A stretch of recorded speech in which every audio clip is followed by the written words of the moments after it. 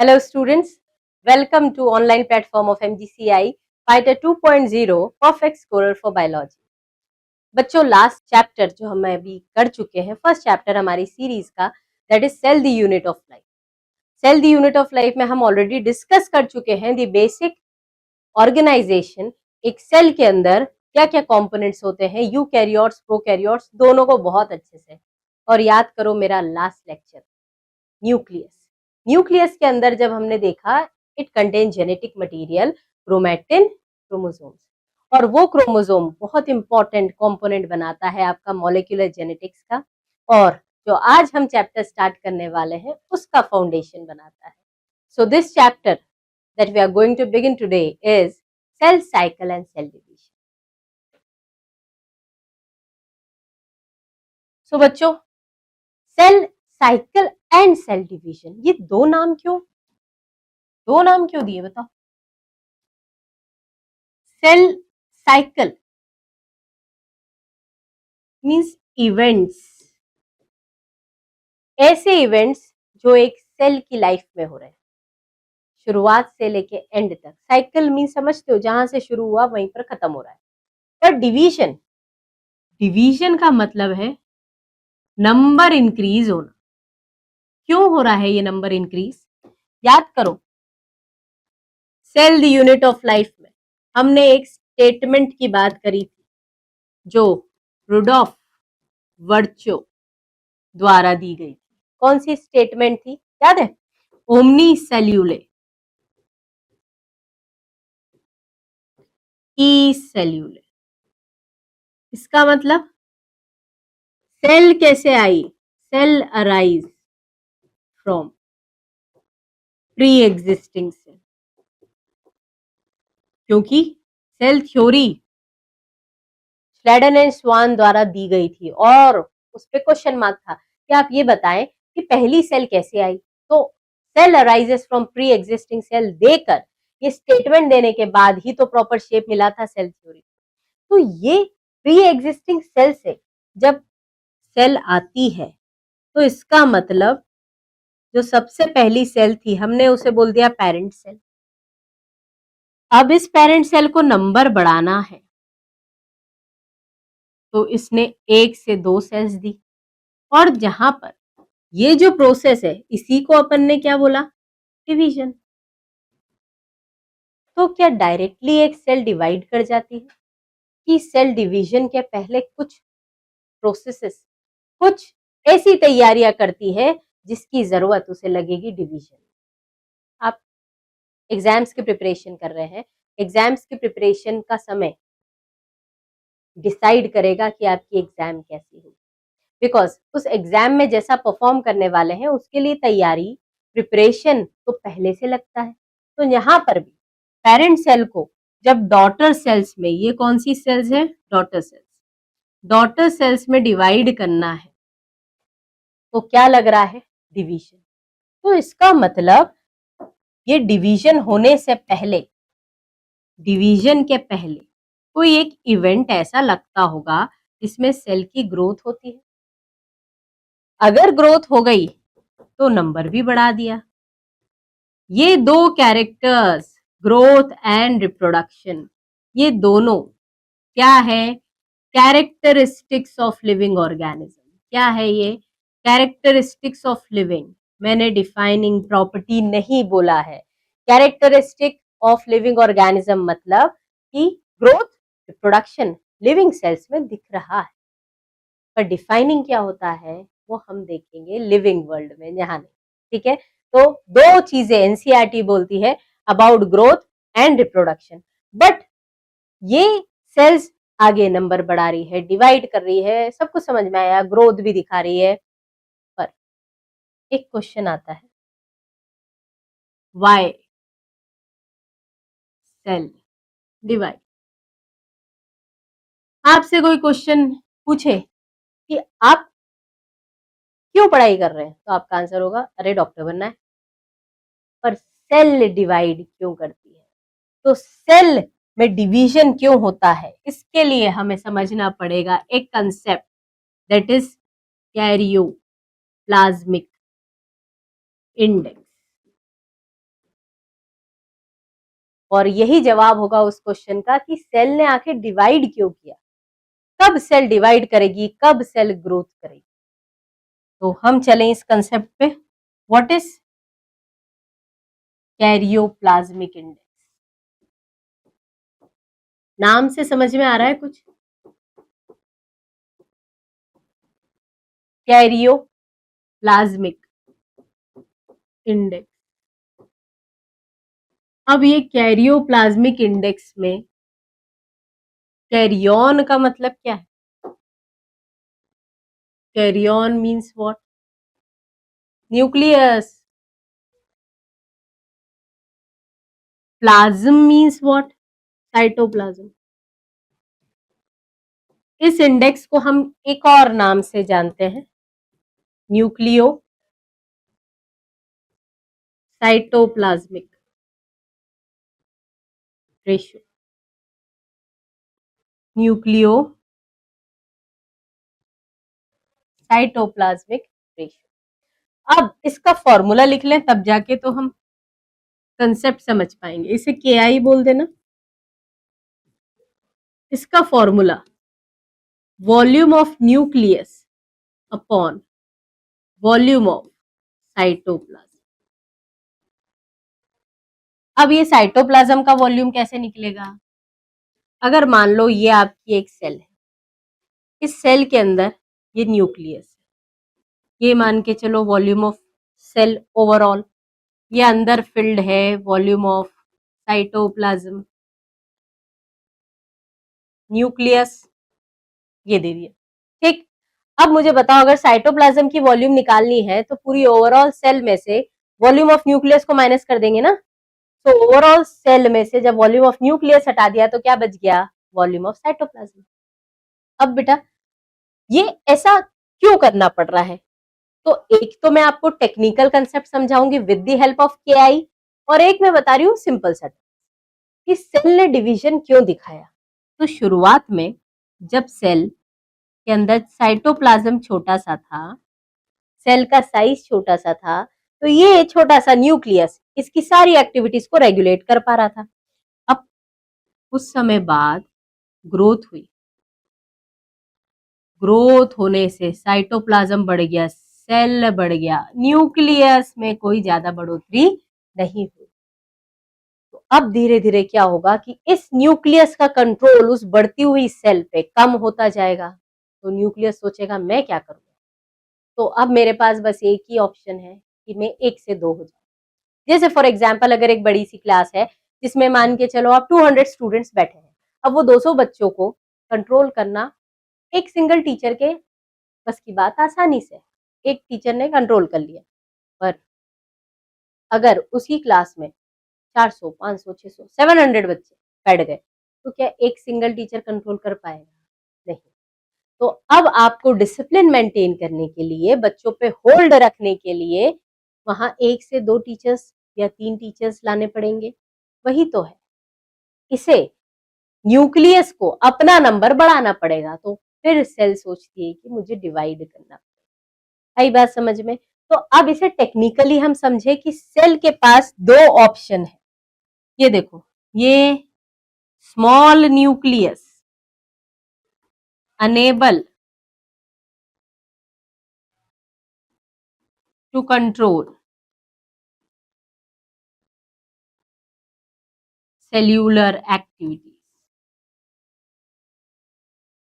ठीक है, अब ये छोटा सा न्यूक्लियस सेल की एक्टिविटीज को कंट्रोल नहीं कर पा रहा है। अब इसे यहां से समझे, 2 ऑप्शंस हो सकते हैं हमारे पास। एक ऑप्शन क्या है, अगर वॉल्यूम ऑफ न्यूक्लियस ज्यादा है वॉल्यूम ऑफ साइटोप्लाज्म से। अब एक छोटा सा फॉर्मूला बता दूं मैं आपको, वॉल्यूम ऑफ साइटोप्लाज्म हम volume of cell minus volume of nucleus भी लिख सकते हैं। ठीक है, तो V cytoplasm is equals to volume of cell minus volume of nucleus. अगर वॉल्यूम ऑफ न्यूक्लियस ज्यादा है ना, मतलब न्यूमरेटर ज्यादा है एज कंपेयर टू डिनोमिनेटर, तो बताओ KI की वैल्यू अगर VN ज्यादा है किससे? वॉल्यूम ऑफ साइटोप्लाज्म कम है, तब क्या होगा, KI बढ़ेगा ना, न्यूमरेटर बढ़ा है, KI इंक्रीजेस।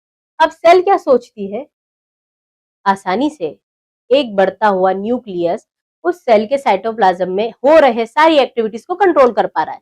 तो अब सेल ने सोचा कि यार अब मेरा जब साइटोप्लाज्म कम है तो मुझे बढ़ाना पड़ेगा, तो मुझे ग्रोथ करनी पड़ेगी। तो इस कंडीशन में सेल क्या करेगी, ग्रोथ। डिवाइड नहीं कर रही, हाँ, सेल क्या कर रही है, ग्रोथ, क्योंकि साइटोप्लाज्म कम है। पर यहीं पर अगर हम दूसरी कंडीशन देखें, यहीं पर अगर वॉल्यूम ऑफ न्यूक्लियस कम है वॉल्यूम ऑफ साइटोप्लाज्म से, मतलब साइटोप्लाज्म बहुत ज्यादा है, न्यूक्लियस कम है और वॉल्यूम ऑफ साइटोप्लाज्म बहुत ज्यादा है, बढ़ रहा है। तो यहां पर देखो, अगर साइटोप्लाज्म बढ़ रहा है मतलब डिनोमिनेटर बढ़ रहा है, न्यूमरेटर कम हो रहा है, तो बताओ KI क्या हो जाएगा, KI डिक्रीजेस। तो जिस कंडीशन में KI कम हो रहा है, सेल क्या चाहती है, सेल चाहती है ना बैलेंस फॉर्म में रहना, तो कम होना भी दिक्कत वाली बात है। तो सेल ने सोचा कि मैं क्या करूं, इस रेशो को रिस्टोर करना है। अब रिस्टोर करने के लिए फिर क्या होगा, रिस्टोर करना है दैट मीन्स आपको इस न्यूक्लियस के कंपोनेंट को बढ़ाना पड़ेगा, डबल करना पड़ेगा, तभी वॉल्यूम ऑफ न्यूक्लियस बढ़ जाएगी, जेनेटिक मटेरियल बढ़ जाएगा, तो कैरियोप्लाज्मिक या न्यूक्लियोसाइटोप्लाज्मिक रेशियो रिस्टोर हो जाएगा।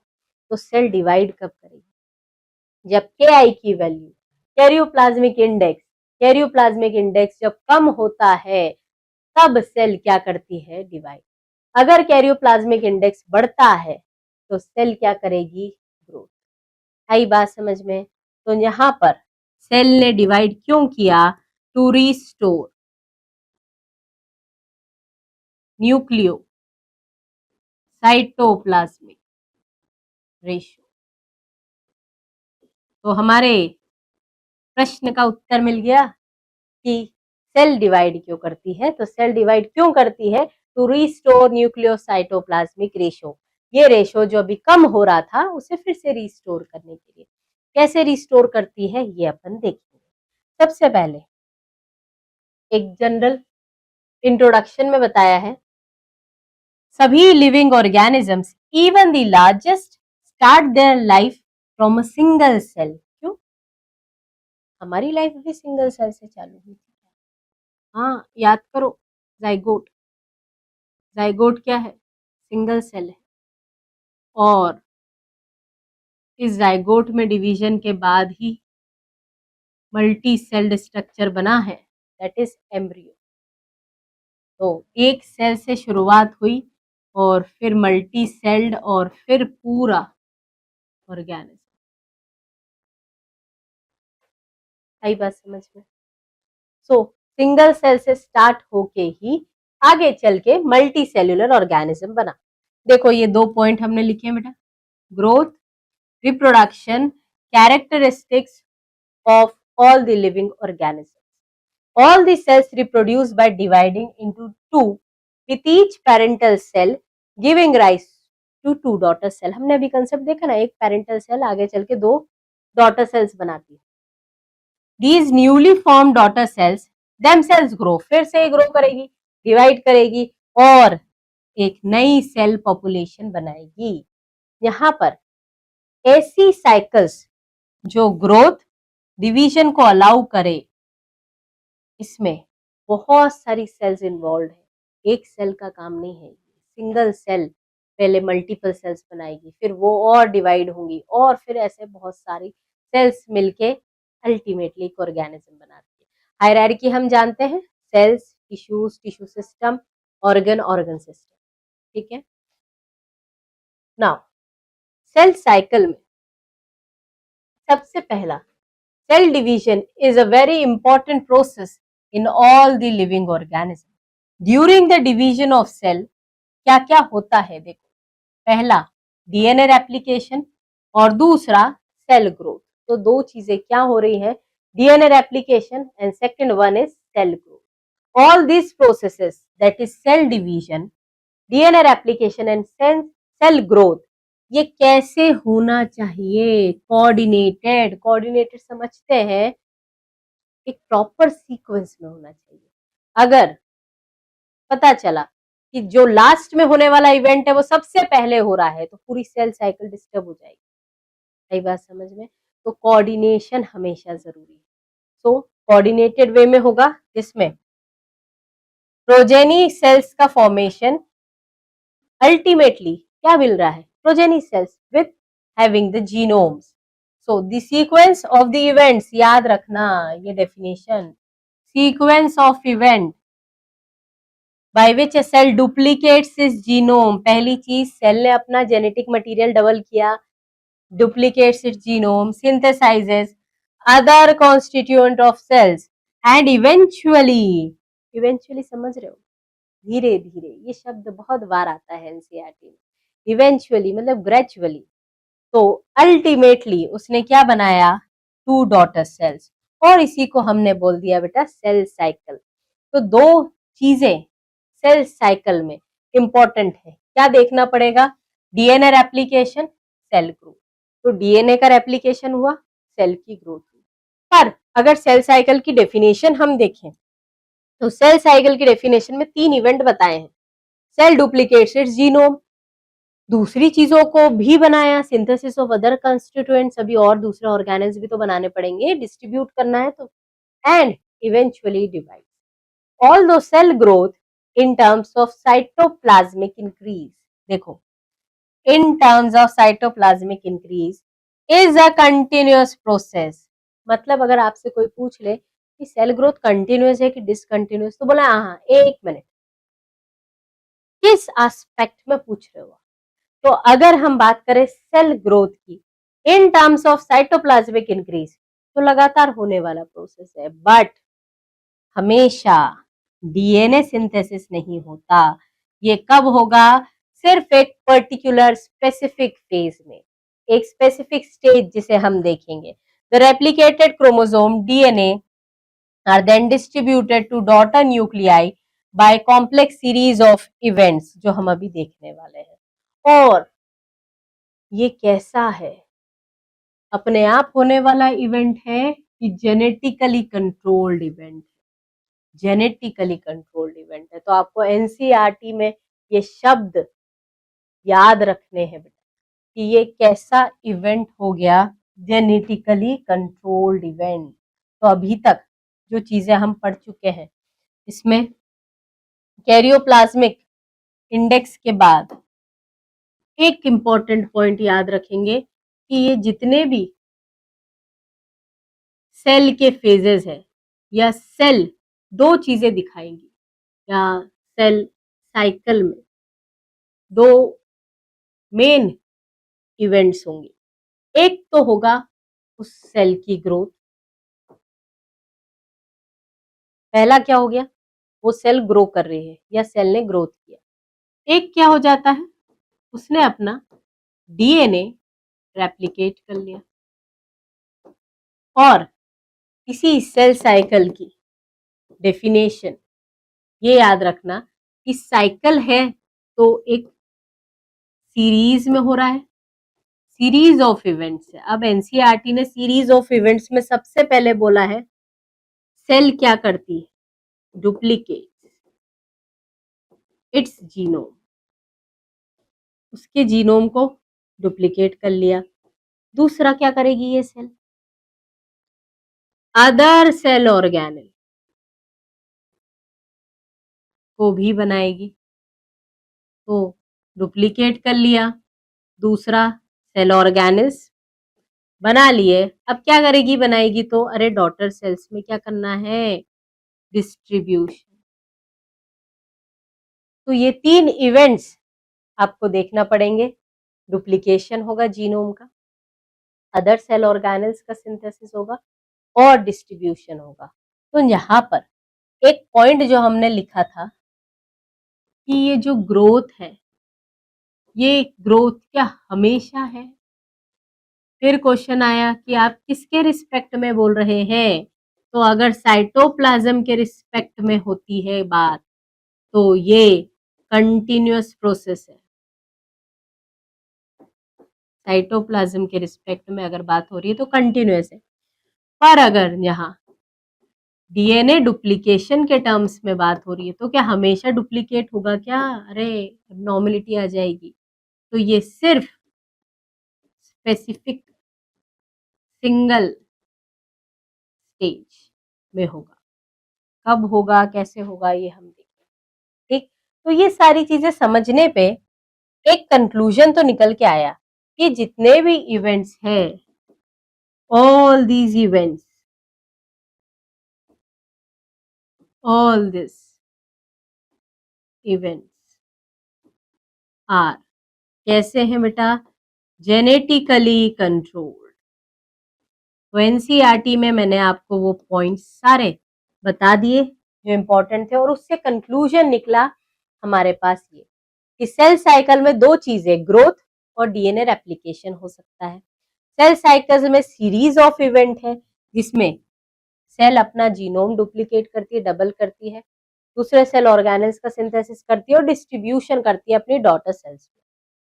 ग्रोथ को अगर साइटोप्लाज्म के टर्म्स में देखोगे तो साइटोप्लाज्म का जो इंक्रीज हो रहा है ये कंटिन्यूअस प्रोसेस है, पर डीएनए डुप्लीकेशन देखोगे तो वो एक स्टेज में है। So these all the events are genetically controlled events. So now after karyoplasmic index, karyoplasmic index एक ऐसा इंडेक्स अपन ने अभी देखा कि सेल कब ग्रोथ करेगी, सेल कब डिवाइड करेगी, ये हमें इस रेशियो या इस इंडेक्स से पता चलता है। ठीक है, अब phases of cell cycle. Cell cycle में कितने फेजेस है? आपकी लाइफ में बताएं कितने फेजेस है? एक स्टूडेंट की लाइफ में अगर हम देखें तो बच्चों, एक फेज होता है प्रिपरेटरी फेज, जिसमें आप तैयारी करते हैं। किस लिए तैयारी करेंगे? एग्जाम की प्रिपरेशंस के लिए। और एक होता है एक्चुअल एग्जाम का दिन, दी अल्टीमेट डे। तो यहाँ पर मुझे बताओ कौन सा फेज बड़ा है? प्रिपरेटरी फेज बड़ा है या फिर एग्जाम का ड्यूरेशन बड़ा है? ऑब्वियस सी बात है, प्रिपरेटरी फेज बड़ा है। 1 साल, 2 साल, 3 साल हम प्रिपरेशन करते हैं और असेसमेंट हो जाता है 3 घंटे या 3 घंटे 20 मिनट में। आई बात समझ में? तो वैसे ही एक सेल की बात करें अगर हम, तो सेल में कितने फेजेस होंगे? सबसे पहला इंटरफेज, दूसरा डिवीजन फेज। अब इंटरफेज को ही हम क्या बोलते हैं? ये कौन सा स्टेज है? Resting phase. पर क्या सेल एक्चुअल में रेस्ट कर रही है इस समय? नहीं। सेल क्या करती है इस समय? मेटाबॉलिकली एक्टिव है। Cell is metabolically active. पर अगर हम डिवीजन फेज की बात करें, इसी को हम बोलते हैं M phase. M phase, meiotic phase, mitotic phase, कुछ भी आप ले सकते हैं, बट डिवीजन है। तो एक्चुअली जो सेल है डिवाइड करती है। इंटरफेज का ड्यूरेशन अगर हम बोले, सो मोर देन 95%, 95% से भी ज्यादा सेल साइकिल का ड्यूरेशन किसमें है? Interphase. More than 95% of cell cycle. और ये बेचारा कितना है? Less than 5%।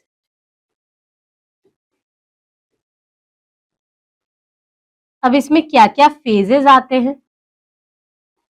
इंटरफेज की बात करें तो हम इसमें देखेंगे G1 phase, S phase, G2 phase, और ये वाला फेज कौन सा हो गया? M phase. तो एक सिंपल सा क्वेश्चन आ चुका है एग्जाम में कि आप सीक्वेंस को अरेंज करिए।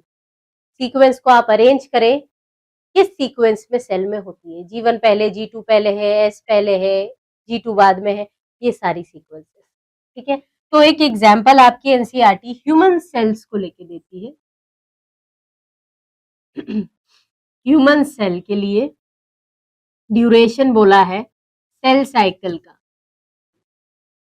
कितना, 24 आवर्स, और इस 24 आवर्स में से 23 घंटे सेल इसमें रहेगी इंटरफेज में, प्रिपरेटरी फेज में, और सिर्फ 1 आवर क्या दिखाएगी, डिवीजन। ऐसा ही एक और एग्जाम्पल दिया है यीस्ट में। यीस्ट में क्या दिया है, 90 मिनट्स ड्यूरेशन किसका है, ये सेल साइकिल। तो क्या सभी ऑर्गेनिजम्स में ड्यूरेशन ऐसा ही रहता होगा? नहीं, बिल्कुल नहीं। ये तो 2 एग्जाम्पल दिए हैं आपको। हम ये बता सकते हैं कि हमारी बॉडी की बात करें तो हमारी बॉडी में खुद में जो डिवीजन की रेट हो रही है हर सेल में अलग हो सकती है, वेरी करता है सेल टू सेल। सेल की फिजियोलॉजिकल स्टेट कैसी है उसके अकॉर्डिंग डिवीजन रेट वेरी करता है। क्या ऑर्गेनिज्म टू ऑर्गेनिज्म वेरी करेगा? बिल्कुल सही बात है। अगर सेल के अंदर ही वेरी कर रहा है, एक ऑर्गेनिज्म के अंदर ही डिफरेंट सेल में डिफरेंट सेल डिवीजन की रेट्स है, सेल साइकिल का टाइम है, तो फिर ऑर्गेनिज्म टू ऑर्गेनिज्म तो वेरी करता है बेटा। तो यहाँ पर ये important point, duration of cell cycle varies from organism to organism,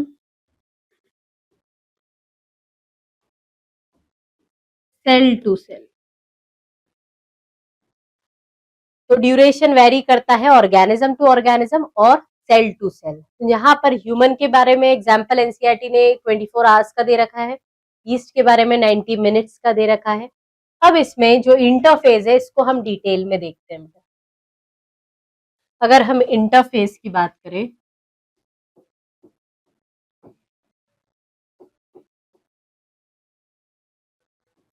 interface में एक आपने साइक्लिक इवेंट मान लिया, ठीक है। Interphase is a part of cell cycle. अब सेल साइकिल का एक पार्ट है इंटरफेस, तो हम यहाँ पर इस पूरी सेल साइकिल को, ये क्या है, सेल साइकिल, इसे हम डिवाइड कर देते हैं कुछ फेजेस में। सबसे बड़ा फेज होता है जीवन, जीवन सबसे बड़ा है। इसके बाद थोड़ा सा छोटा एस फेज, ठीक है, ये जीवन एस। फिर सबसे छोटा G2, ठीक है, G1 S G2। इसके बाद ये पूरा आपका आ जाता है दिस वन, ये पूरा जो फेज आ जाएगा बेटा ये होगा आपका डिवीजन फेज, एम फेज। अब आप कौन सी एग्जाम के लिए तैयारी कर रहे हैं? नीट के लिए, नीट मतलब प्री मेडिकल टेस्ट के लिए। तो यहाँ पर इस एम फेज में क्या क्या फेजेस है, देखो एम फेज में pre PMT, pre medical test, ठीक है। तो प्रोफेज, मेटाफेज, एनाफेज, टीलोफेज, और फिर ये जो फेज है दिस इज व्हाट, साइटोकाइनेसिस। ये क्या हो गया, साइटोकाइनेसिस। और एम फेज में ये पूरा एम फेज है बेटा, division phase.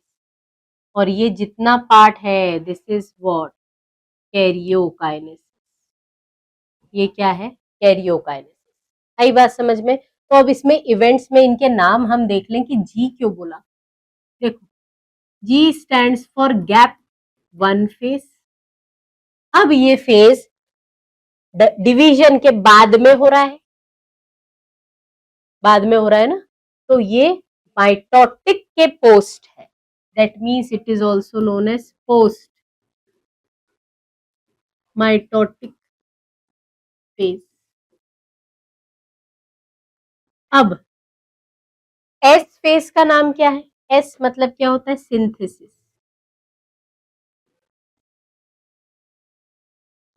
Synthesis synthesis phase के पहले हो रहा है ना, तो this is pre synthetic phase.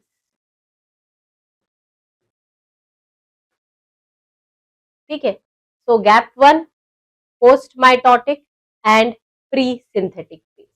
अगर हम बात करें G2 की, तो बेटा G2 माइटोसिस के पहले हो रहा है, सो दिस इज पहले तो गैप 2 फेज, प्री माइटोटिक और पोस्ट सिंथेटिक। ये अलग अलग नाम हो गए हमारे। ठीक है, सो अब देखते हैं कि इवेंट्स क्या क्या होते हैं। अगर हम बात करें मैक्सिमम ग्रोथ की, तो ये जो जीवन फेज है इसमें क्या होगा? मैक्सिमम ग्रोथ, सेल की मैक्सिमम ग्रोथ। इस जीवन फेज में क्या बनता है?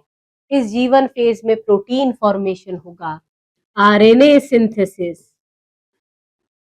RNA synthesis, protein, major proteins जो बनना है, स्पेसिफिकली अगर हम बात करें हिस्टोन प्रोटीन्स अगर बनना है, तो हिस्टोन प्रोटीन्स इसी में बन जाएंगे। सेल ऑर्गेनल्स का डुप्लीकेशन, सेल ऑर्गेनल डुप्लीकेट हो जाएंगे, डॉटर सेल में डिस्ट्रीब्यूट करना है ना, सेल ऑर्गेनल डुप्लीकेट हो गए। डीएनए के लिए क्या लगता है? अभी ये एस फेज में पता है सिंथेसिस क्यों बोला? क्योंकि यहाँ पर डीएनए डुप्लीकेशन होगा। अब डीएनए डुप्लीकेशन अगर होगा तो डीएनए रैप करता है हिस्टोन में, इसलिए हिस्टोन पहले बना के तैयार रखोगे।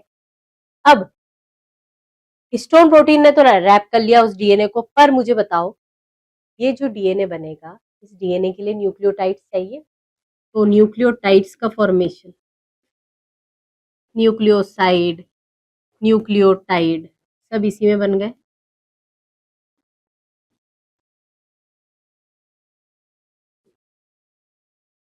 ठीक है, तो मैक्सिमम ग्रोथ हो गई इसमें, सेल ऑर्गेनल डुप्लीकेशन हो गया इसमें, न्यूक्लियोसाइड न्यूक्लियोटाइड फॉर्मेशन इसी में हो गया। नाउ अब अगर हम बात करें इस एस फेज की, तो क्या सिर्फ डीएनए डुप्लीकेट होता है? नहीं, सेल डिवीजन में अब जब डीएनए डुप्लीकेट होगा तो डिवीजन करने के लिए कंडेंसेशन होगा, दैट मीन्स यहाँ पर क्रोमेटिन का फॉर्मेशन भी हो जाएगा, क्रोमेटिन फॉर्मेशन। अब अगर डीएनए डुप्लीकेट हो रहा है तो साइटोप्लाज्म में क्या होगा? ये कहाँ होता है? न्यूक्लियस में। और उसी दौरान साइटोप्लाज्म में क्या डुप्लीकेट हो रहा है? Centriole.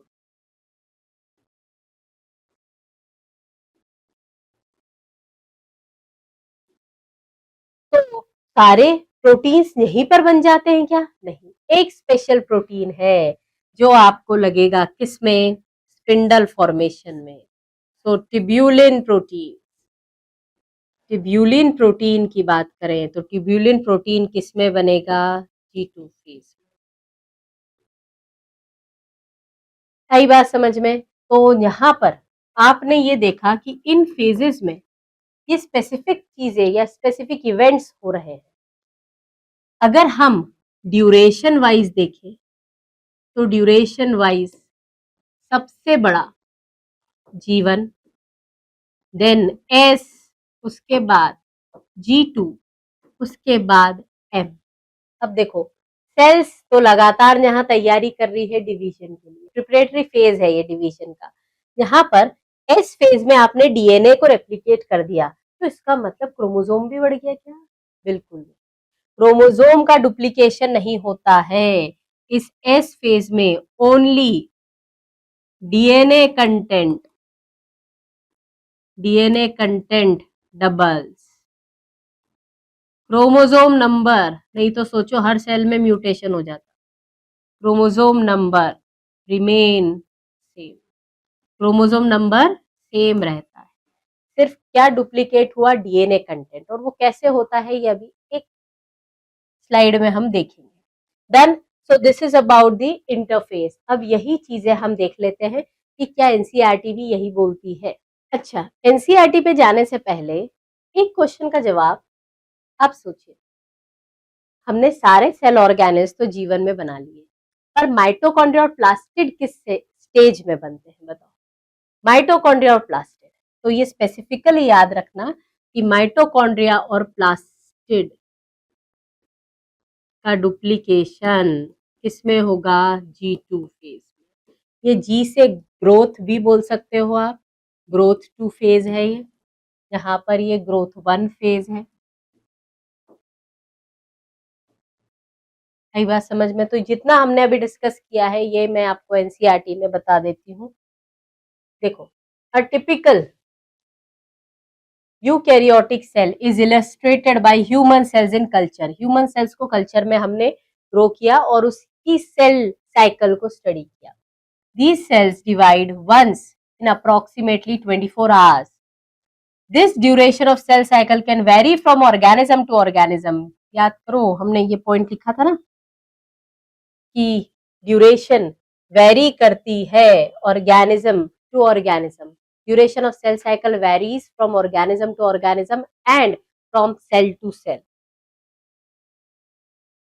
From cell to cell. Yeast, for example, can progress through the cell cycle in only about 90 minutes. तो सेल साइकिल का ड्यूरेशन इसमें 90 मिनट्स है। अब सेल साइकिल को हमने दो फेजेस में डिवाइड किया है, आप यहाँ देख सकते हैं क्लियरली। ये जीवन फेज सबसे बड़ा फेज है ना, दिस इज बिगेस्ट, सबसे बड़ा है। और सबसे छोटा फेज कौन सा है? इंटरफेस की बात करें तो स्मॉल है ना। अब सबसे छोटा ओवरऑल सेल साइकिल में अगर हम बात करें तो कौन सा फेज सबसे छोटा होता है? ये वाला, जिसमें ये पार्ट है कैरियोकाइनेसिस और एक हो गया साइटोकाइनेसिस। ठीक है, सो नाउ इंटरफेस। इंटरफेस क्या है? Longest part of cell cycle. M phase, mitotic phase. M phase represent the phase between the actual cell division or mitosis and the interphase. देखो ना आप, ये M phase किसके बीच में है बेटा? ये M phase किसके बीच में है?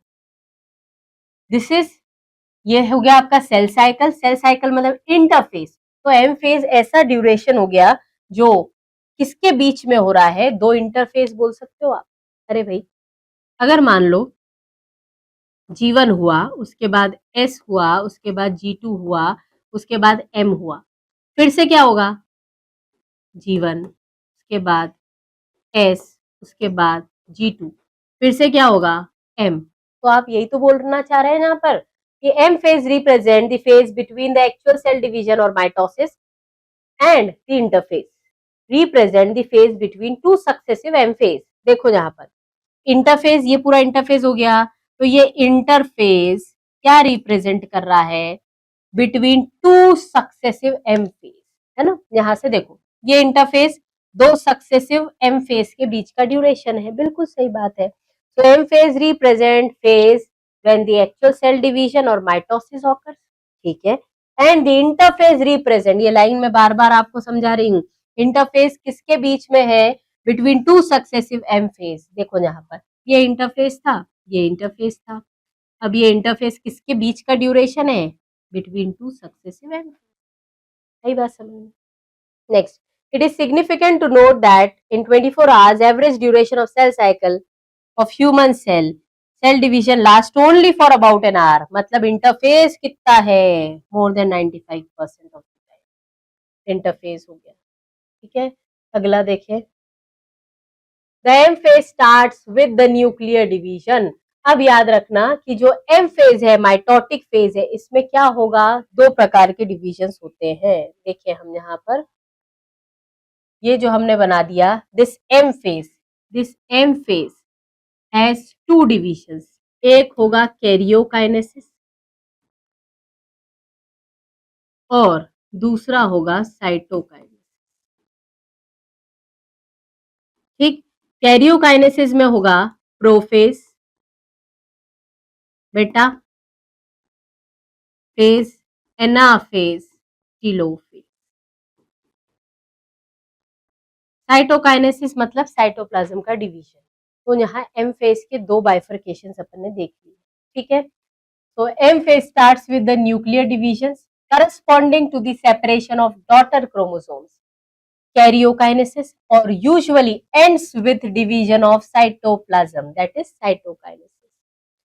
Interphase, though called by the resting phase, पर यहाँ पर रेस्ट नहीं है, cell is undergoing both growth and DNA replication. दोनों चीजें हो रही है ना इंटरफेज में, सेल ग्रो भी कर रही है, सेल ऑर्गेनेज डुप्लीकेट भी कर रहे हैं और डीएनए रेप्लिकेशन भी हो रहा है। यहाँ पर ऑर्डरली मैनर कभी भी कुछ भी नहीं होता है, क्योंकि cell division is under genetic control and it is in a coordinated manner. G1 phase, gap phase, S phase, G2 phase. देखो G1 फेज में क्या हुआ, interval between mitosis and initiation of DNA replication, मतलब S phase. तो ये S phase और M phase के बीच का ड्यूरेशन है, बिल्कुल सही है। During G1 phase cell is metabolically active और कंटिन्यूअसली ग्रो कर रहा है, बट डीएनए रेप्लिकेशन नहीं हुआ। एस फेज की बात करें, सिंथेटिक फेज की, it marks the period during which DNA replication या डीएनए सिंथेसिस ऑकर्स। अब देखो जो मैंने वो लास्ट पॉइंट आपको लिखवाया था, only DNA content doubles, but chromosomes की बात करें तो क्रोमोसोम डबल होगा क्या? देखो, during this time the amount of DNA पर सेल, एक सेल की बात कर रहे हैं, doubles if the initial amount of DNA, जिसे हम सी वैल्यू से डिनोट करते हैं, पिकोग्राम में हम डिनोट करते हैं, तो अगर 2C था इनिशियल तो वो 2C से कितना हो गया, 4C। However, there is no increase in the chromosomal number. Chromosome number में कोई इंक्रीज बढ़ोतरी हुई क्या? नहीं, बिल्कुल नहीं। अगर सेल डिप्लॉयड है या 2n नंबर है तो एस फेज के बाद भी क्या रहेगा, 2n। ये समझ में नहीं आया? सही बात, देख ले क्या होता है। अगर आपका ये क्रोमेटिन है, ये धागा है, तो इसके जैसा रेप्लिकेशन क्रोमेटिन एक और था, ठीक है, दो धागे थे। अब ये था कंटेंट 2C। अब अगर एस फेज हुआ, एस फेज के बाद ये रेप्लिकेट हुए, मतलब ये धागे ने ऐसा धागा बनाया, ये धागे ने ऐसा कुछ धागा बनाया। अब यहाँ पर अगर हम बात करें क्रोमेटिड, क्योंकि क्रोमोसोम का स्ट्रक्चर आप देख चुके हो, तो क्रोमोसोम के स्ट्रक्चर में यहाँ क्रोमोसोम का काउंटिंग कैसे करते हैं पता है? ये मान के चलो यहाँ सेंट्रोमियर है, ये क्या है, सेंट्रोमियर। तो यहाँ कितने क्रोमोसोम होंगे, यहाँ कंटेंट देख रहे हो आप, ये 2C, ये 2C, तो कंटेंट कितना हो गया, 2C से 4C। पर अगर क्रोमोसोम का नंबर यहाँ 1 था तो यहाँ भी क्रोमोसोम कितना है, 1। अगर 2n क्रोमोसोम लिया आपने तो क्रोमोसोम का नंबर एस फेज के बाद भी कितना हो जाएगा, 2n। क्यों? क्योंकि क्रोमोसोम के नंबर की काउंटिंग आप किससे करते हैं, बाय सेंट्रोमियर। तो क्रोमोसोम की नंबर की काउंटिंग किससे होगी बेटा, सेंट्रोमियर से होती है। और इसीलिए सेंट्रोमियर थोड़ी बड़ा है, सेंट्रोमियर तो सेम है ना, सेंट्रोमियर का नंबर सेम है, बस अंतर किस में आ गई है, क्रोमैटिड्स में आ गई। तो यहाँ पर एक से जो 2C कंटेंट था उसी ने डबल करके कितना कंटेंट बना दिया, 4C। तो ऐसे आपको समझना है कि DNA content doubles but chromosome number same रहता है। अब ये लाइन समझ में आ गई क्या? सारी एनिमल सेल्स, देखो यहाँ पर एनसीईआरटी एक पॉइंट बताती है, सारी एनिमल सेल्स की बात करें अगर हम, तो सारी एनिमल सेल्स एस फेज के दौरान डीएनए रेप्लिकेशन करती है, बिल्कुल सही है। तो सेंट्रियोल की जरूरत भी तो पड़ेगी, तो डीएनए रेप्लिकेशन जो न्यूक्लियस में चालू हुआ, सेंट्रियोल डुप्लीकेशन कहाँ होता है, साइटोप्लाज्म में। G2 फेज में प्रोटीन्स की सिंथेसिस हुआ, सेल ग्रोथ कंटिन्यू होती है। तो क्या हर सेल डिवाइड करेगी, हर सेल का डिवीजन होगा? नहीं। यहाँ पर कुछ सेल्स ऐसा बोलती है कि हम डिवाइड कर करके अब थक चुके हैं, अब हमें छुट्टी दे दो कुछ समय के लिए। हाँ, पर परमानेंट छुट्टी नहीं मिलेगी। जब आपकी जरूरत पड़ेगी तब आपको फिर से बोल दिया जाएगा कि यू हैव टू डिवाइड। तो ऐसी स्टेज कुछ है जिसमें हमारी सेल डिवीजन को एग्जिट करती है और किसमें एंटर करती है, जी नॉट फेज में। जी नॉट फेज में एंटर कर गई हमारी सेल, ये रहा। तो सेल एग्जिट कर गई कहाँ पर, सेल डिवीजन को। बहुत अच्छा पीवाईक्यू है इसके ऊपर बेस कि सेल जी नॉट फेज में क्या करती है, it exits from the cell division. अब एग्जिट कर गई तो क्या हमेशा के लिए एग्जिट कर गई, नहीं, समय पड़ने पर वो फिर से डिवाइड करेगी। यहाँ पर देखिए अब कौन सी ऐसी सेल्स है जो फिर से डिवाइड करती है। देखो, some cells in adult animals do not appear to exhibit cell division। जैसे कि कौन सी सेल्स हो गई जो सेल डिवीजन एग्जिबिट नहीं करती हैं, बताओ ऐसी कौन सी सेल्स हैं जो सेल डिवीजन को एग्जिट नहीं करेंगी, सेल डिवीजन एग्जिबिट नहीं करेंगी, है ना। एग्जिबिट करना मतलब शो करना, एग्जिबिट क्या है, शो करना, और एग्जिट क्या है, चले जाना। So some cells in the adult animals do not appear to exhibit cell division, example heart cells। और दूसरी सेल्स जो ओकेशनली डिवाइड करती है एज नीडेड टू रिप्लेस, मतलब जब उन्हें लगता है डैमेज या इंजर्ड पार्ट्स को रिप्लेस करना है तब वो सेल्स डिवाइड करेंगी, हमेशा डिवाइड नहीं करती। These cells that do not divide further exit G1 phase और एक इनएक्टिव स्टेज में चली गई, चुप बैठ गई। चुप बैठना मतलब क्वाइट, सो क्विंसेंट स्टेज में चली गई, ठीक है। Cells in this stage remain metabolically तो एक्टिव है but no longer proliferate. Proliferation समझते हो, बढ़ना, बढ़ोतरी कोई नहीं दिखा रहा, चुपचाप बैठ गई। Unless told to do so, जब तक आदेश नहीं आता ये सेल्स चुप बैठती है। In animals mitotic cell division is only seen in the diploid somatic cells. हमने देखा है डिप्लॉयड सेल्स मतलब जिनमें क्रोमोसोम नंबर 2 सेट में है, सोमैटिक सेल्स मतलब गैमीट नहीं बना रही है। However, there are few exceptions to this। कभी कभी हेप्लॉइड सेल्स भी माइटोसिस दिखाती हैं, कभी कभी क्या बेचारी माइटोसिस ही दिखाएगी ना, मियोसिस का तो उनके पास कोई ऑप्शन ही नहीं है क्योंकि क्रोमोसोम नंबर इसमें सेम रह सकता है। तो अब सेम रहता है, एग्जाम्पल मेल हनी बीज जिसे हम ड्रोन बोलते हैं, जेनेटिक्स में पढ़ाएंगे, ये पार्थेनो जेनेसिस से डेवलप हुए हैं। तो माइटोसिस माइटोसिस माइटोसिस हुआ और ऑर्गेनिज्म बन गया।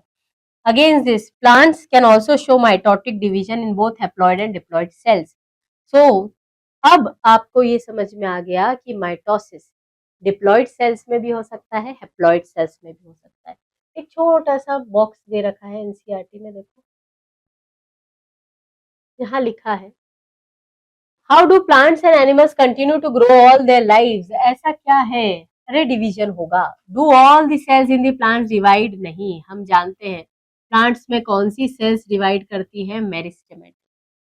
Can you tell the name of the location of the cells. ऐसी सेल्स मेरिस्टेमेटिक सेल्स कहाँ मिलती हैं, बताओ मेरिस्टेमेटिक सेल्स कहाँ मिलेंगी। एक तो अपाइकल मेरिस्टेम, एक होता है इंटर कैलरी मतलब इंटर नोड्स वाले पोर्शन में, दूसरा होता है लेटरल जो सेकेंडरी ग्रोथ दिखाती है। तो मेरिस्टेम या तो अपेक्स पे हो सकती है या इंटर कैलरी या लेटरल हो सकती है।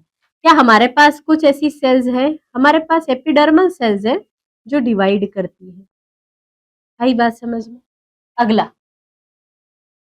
यहाँ दे रखा है you have studied mitosis in onion root tip, it has 16 chromosome in each cells। Can you tell how many chromosomes will the cell have at G1 phase, after S phase and after M phase।